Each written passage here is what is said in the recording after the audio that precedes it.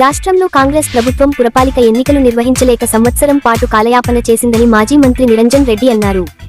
ముఖ్యమంత్రి రేవంత్ రెడ్డి ప్రజలకు ఇచ్చిన హామీలు నెరవేర్చలేక భయపడి మున్సిపల్ ఎన్నికలు నిర్వహిస్తే ఎక్కడ ఓటమి చవిచూడాల్సి వస్తుందోనని కాలయాపన చేశారని మాజీ మంత్రి నిరంజన్ రెడ్డి అన్నారు. కాంగ్రెస్ పాలనతో బేజారు చెందిన రాష్ట్ర ప్రజలు మున్సిపాలిటీ ఎన్నికలు ఎప్పుడెప్పుడు వస్తాయా, కాంగ్రెస్ ప్రభుత్వానికి బుద్ధి చెప్పాలా అన్నట్టుగా ప్రజలు ఎదురు చూస్తున్నారని, మున్సిపల్ ఎన్నికల్లో వనపర్తి అన్ని వార్డుల్లో సమరభేరి మోగిస్తామని మాజీ మంత్రి నిరంజన్ రెడ్డి TG999 న్యూస్తో తెలిపారు. రాష్ట్రంలోని పురపాలికల యొక్క పాలక మండళ్లకు ఎన్నికలు నిర్వహించకుండా దాదాపు సంవత్సరం పైన ప్రభుత్వం కాలయాపన చేసింది. ప్రజల వద్దకు పోవడానికి జంకి ఇచ్చినటువంటి హామీలు అమలు చేయలేనటువంటి అసహాయ స్థితిలో ఉండి, మోసం చేసిన ప్రజలకు జవాబు చెప్పలేని స్థితిలో ఉండి, అంతిమంగా ఎన్నికలు పెట్టాక తప్పని పరిస్థితి ఏర్పడితే ఇప్పుడు ఎన్నికలు పెట్టింది మున్సిపాలిటీలకు.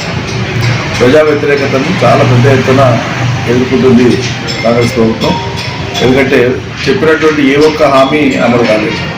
ప్రధానంగా ప్రజలు పెన్షన్లు పెరుగుతాయని, ఆడవాళ్ళకి మహాలక్ష్మి కింద 2500 వస్తాయని, అదేవిధంగా పట్టణ ప్రాంతాలలో మున్పటి కంటే మెరుగైనటువంటి వసతులు ఏర్పడతాయని, ఇళ్ల నిర్మాణం పెద్ద ఎత్తున కొనసాగుతుందని ఆశలు పెట్టుకున్నారు.